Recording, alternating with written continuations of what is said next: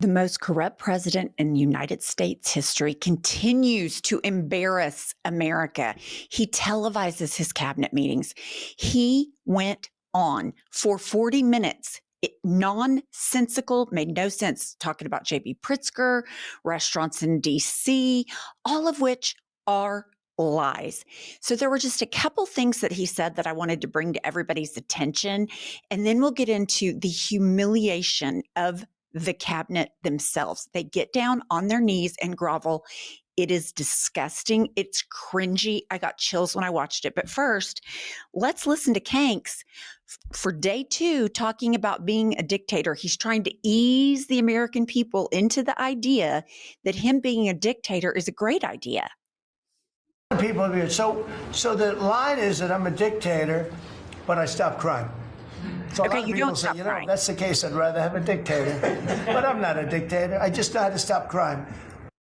Okay, first of all, he's not stopping crime. That's a lie. Second of all, nobody's saying we'd rather have a dictator. No, that's not true. Like 21% of the MAGA base, they want him to be a dictator. But he is trying to get everybody open to the idea, well, I mean, we have a dictator and our life hasn't changed that much. It's bananas. This is the United States president surrounded by his cabinet talking about a dictator. Okay, if that's not crazy enough. So here he goes on. First of all, he makes no sense. Okay, play this clip of him talking about water in California. That's actually just an excuse. I actually think these people are sick. There's something wrong. So we send hundreds of millions of gallons of water a day into the Pacific Ocean. They turn a valve and the valve heads out, and we turned the valve back. I actually had to do it using force. We turned the valve back, and now they have water, but not as much as they should have, because they should, and I'm telling Gavin Newsom by this conversation right now, turn the rest of the water on. Turn it on. Okay, Trump has no idea what he's talking about reservoirs and all of that. Okay, so Gavin Newsom responds, we see the same lies that were pushed yesterday, months ago, and in January are being pushed again today. Sad.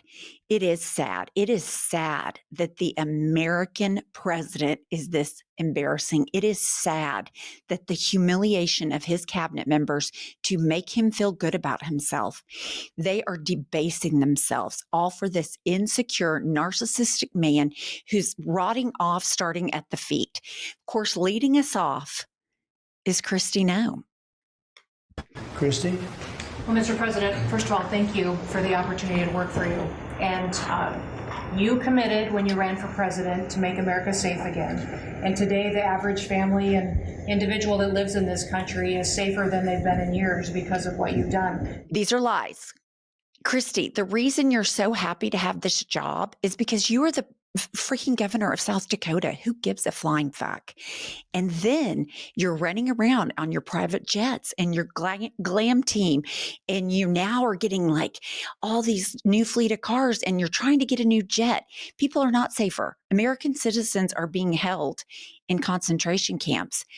Other immigrants from other countries are being held without due process.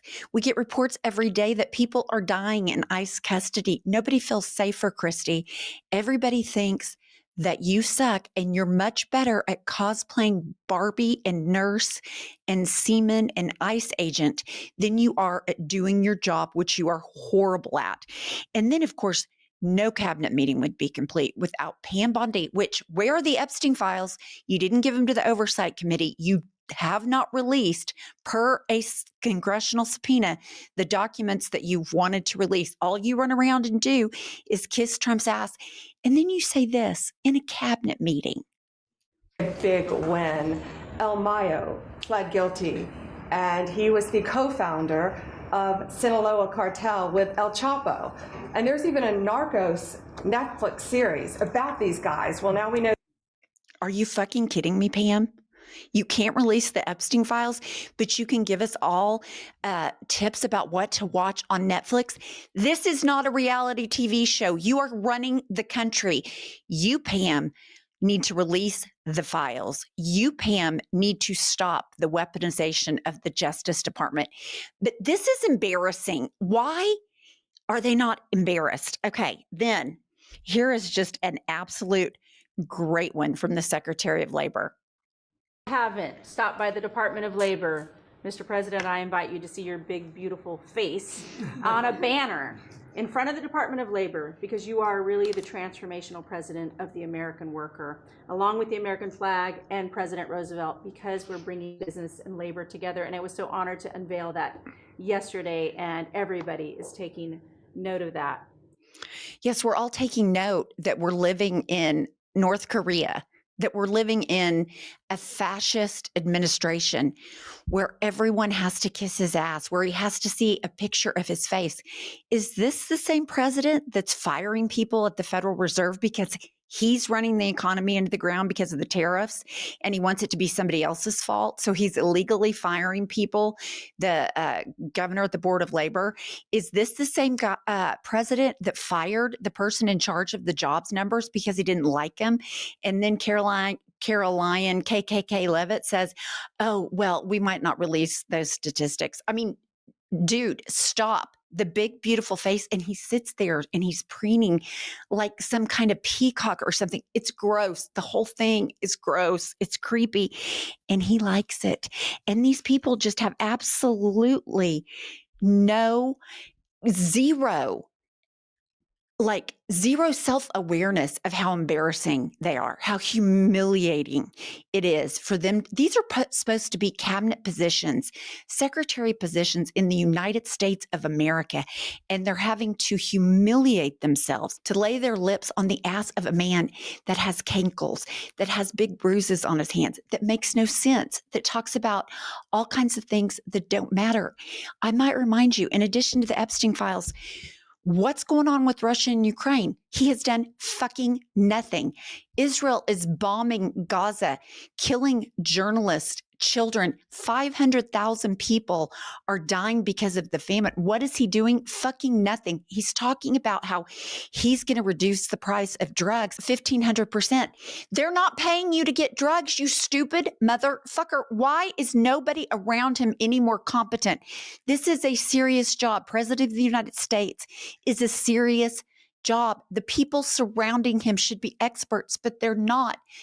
Bobby Kennedy, I would play the clip, but I can't listen to his voice. Trump's voice is less annoying. He's saying, well, the Pete and Bobby Fitness Challenge, you don't have to do it because you hit a 50 at Bedminster.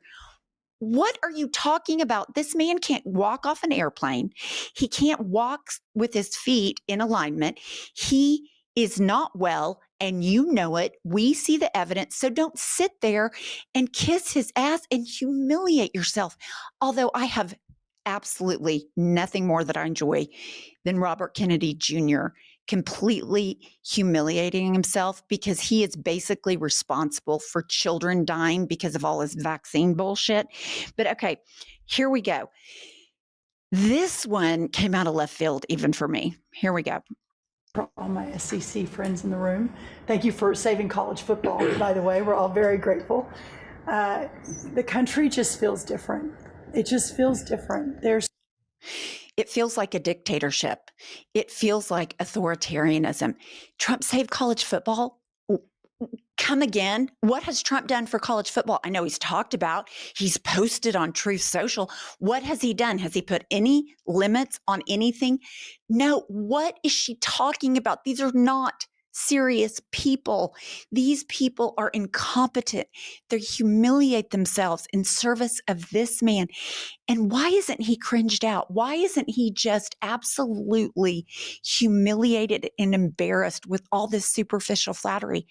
Because he's so broken and so empty, he needs it to feel good about himself. But you could line up 1,000 people to tell him how great he is all day, every day, and it wouldn't be enough. He'd still be whining about Cracker Barrel on Live Social.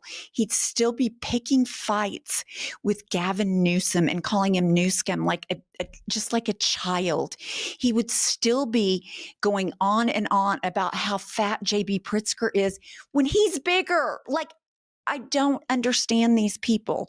The fact that Donald Trump would talk about somebody else's physical appearance is jaw-dropping. The fact that he's not surrounded by anyone that will tell him you cannot reduce the price of drugs 1,500%. They don't tell him. He repeats the same thing over and over again. And J.D. Vance is in there. Oh my gosh, the tariffs were collecting so much money, blah, blah, blah. American taxpayers pay for the tariffs. Trillions and billions of dollars. Where is it? Why are we cutting Medicaid? Why are we taking SNAP benefits away? Why are we shutting down the Department of Education? If trillions of dollars are coming in, JD, this is fascism. It's embarrassing. Anybody who watches that cabinet meeting is not humiliated on behalf of the United States of America needs serious help, because it is gross. It is watching the demise of democracy and the rise of fascism all encapsulated in one spot. It's gross. Like this video, subscribe to our channel, stick with us for more news, and buy our book, Life is a Lazy Susan of Shit Sandwiches.